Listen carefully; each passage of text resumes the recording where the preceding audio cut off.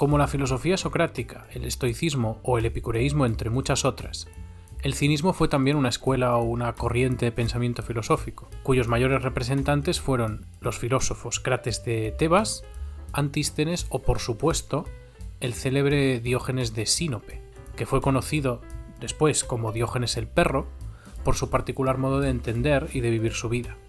El cinismo, al cínico, hoy lo entendemos, y leo directamente la definición de cínico que nos da la RAE, como quien actúa con falsedad o desvergüenza descarada. Y esta definición, aunque no es exactamente el sentido que le dieron los clásicos, sí que tiene algo que ver con el origen del término. El cinismo, obviamente, no se puede vincular desde la filosofía meramente con la falsedad. Eso es un significado que ha tomado en épocas más modernas. Pero sí con la desvergüenza, y concretamente con la desvergüenza descarada. En términos generales, el cinismo defendía la banalidad de los convencionalismos sociocomunitarios, o sea, de las normas de conducta entre las personas y de la falsedad que, en muchos casos, esas normas entrañan. De ahí que del cinismo se siguieran algunas conductas algo antisociales, como lo que se cuenta sobre la arrogancia de Diógenes al responderle a Alejandro Magno cuando, en la época cuando Diógenes vivía en Corinto, se le acercó a Alejandro y le dijo: «Soy Alejandro». Y el filósofo le respondió: «Y yo Diógenes el Perro».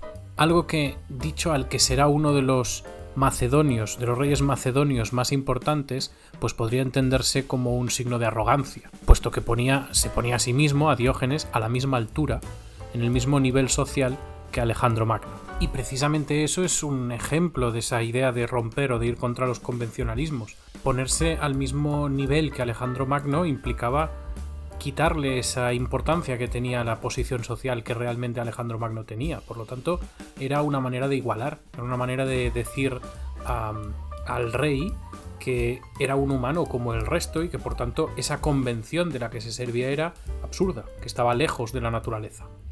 Además, también debemos recordar la gran campaña de falsificación de la moneda que llevó a cabo Diógenes, y por lo que fue de hecho desterrado de Sinope. Sin embargo, más allá de esta definición genérica de la escuela cínica y de las anécdotas de Diógenes que configuran una cierta imagen del cínico, debemos tratarla a la escuela cínica como lo que fue, una escuela filosófica, una escuela de pensamiento, por lo que de sus enseñanzas se siguen contenidos, conocimientos e instrucciones concretas. Hoy quiero hablaros en este sentido del modelo cínico, del sabio y de la vida cínica, del bios cínicos. Un modelo del que podréis encontrar muchas semejanzas con otras escuelas filosóficas, como por ejemplo con el estoicismo o con la filosofía socrática, pero también fuertes diferencias. Primero de todo, y esto es algo que vale en general para todas las escuelas filosóficas, el modelo de sabio sirve como guía de comportamiento, es decir, refleja a qué debemos aspirar como máximo dentro de una determinada práctica filosófica. Por ejemplo, en el episodio anterior de Los gatos de la Acrópolis vimos la concepción estoica del sabio, un sabio desapasionado y de ánimo tranquilo, es decir, que había conseguido la apaceia y por consiguiente la ataraxia, y que guiaba toda su vida y su acción basándola en la razón. Pues bien, a diferencia del estoicismo y de otras escuelas anteriores, en las que el modelo de sabio es siempre algo abstracto, algo inalcanzable por definición, y algo que no se materializa con nadie en concreto, o sea que no tenemos un ejemplo concreto, una referencia, un referente claro del sabio estoico, por ejemplo, o del sabio hedonista, una persona que encarne perfectamente ese modelo de sabio.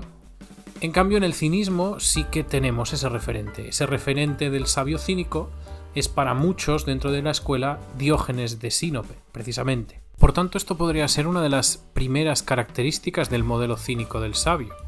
Y es que el modelo de sabio del cinismo, su diferencia fundamental con las otras escuelas filosóficas, es que se presenta a sí mismo como un modelo realizable de hecho, es decir, al que se puede llegar humanamente hablando, simplemente siguiendo las instrucciones, los preceptos de la escuela, que son en esencia abandonar el convencionalismo social, político, comunitario, entender que este convencionalismo es trivial, es banal, es absurdo, y abrazar a la naturaleza y a las normas que de ella se siguen como normas de conducta, como normas de ejercicio de la propia vida. Abandonar el convencionalismo social implica, en términos griegos, alejarse del nomos, de la ley o de la costumbre, para seguir únicamente la physis, o sea, la naturaleza. Y este es precisamente el criterio de autosuficiencia que seguían los cínicos. En palabras de Diógenes Laercio, el sabio no debe vivir de acuerdo con las leyes establecidas, sino de acuerdo con la virtud. Y esa virtud de la que nos habla Diógenes Laercio consiste en el comportamiento natural, o sea, el que nace de la physis, el que nace de la naturaleza, de las leyes naturales. Y esto es precisamente lo que configura el bios cínicos, la vida del cínico. Y aunque esto es una visión más o menos establecida generalmente, no todos los filósofos cínicos compartieron la idea de que el sabio cínico, en la práctica, era el que más se pareciera, o de hecho, Diógenes de Sinope. Por ejemplo, Crates de Tebas mantuvo una idea idealizada del sabio, es decir, un modelo perseguible, pero no alcanzable. Para Crates nadie era absolutamente intachable, o sea, Crates defendía que todos tenemos defectos, y que la diferencia entre unas personas y otras reside no en si tienen o no tienen defectos, que esto es indiscutible, sino en la cantidad de esos defectos. No obstante, el hecho de que todos tengamos algún o algunos defectos no implica que no podamos distinguir qué significa ser un sabio y qué no. Aquello que nos enseña a distinguir una cosa de la otra, lo que es sabio de lo que no lo es lo que en el cinismo entendemos como la virtud. O sea, que la virtud para el cinismo es una herramienta, es un criterio que nos acerca a la sabiduría, que nos permite identificarla. Además, para los cínicos la virtud es enseñable, y es enseñable a través de una concepción particular de la educación, de la paideia. Para los cínicos el aprendizaje de la virtud depende esencialmente de los hechos. Por tanto, la virtud se adquiere cuando se vive cínicamente, cuando se basa no solo el hablar o el pensar, sino también el vivir y el actuar, el obrar, en lo que dicta la naturaleza, la physis. Y además, los hechos forman no una parte esencial del aprendizaje de la virtud, sino la más esencial, la fundamental, como nos recuerda Diógenes Laercio. La virtud está en los hechos y no necesita de muchas palabras o conocimientos. Aquí también podemos ver una influencia más o menos clara del estoicismo en el pensamiento cínico, que es el nacimiento de la idea, que se hará fuerte con la filosofía romana, por ejemplo de manos de Cicerón, del sabio práctico. El sabio que lo es no por su conocimiento teorético, por su saber teórico, sino por su sabiduría práctica.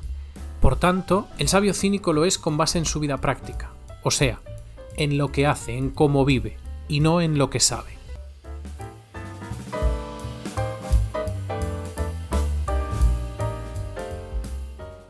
En definitiva, es esta autosuficiencia e independencia la que lleva al cínico a la felicidad.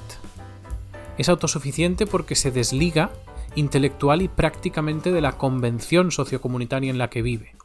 Y es independiente porque teje, basándose en las leyes de la naturaleza, su propio modo de vivir y de actuar, fuera de la hipocresía de la convención y de la corrección política y social.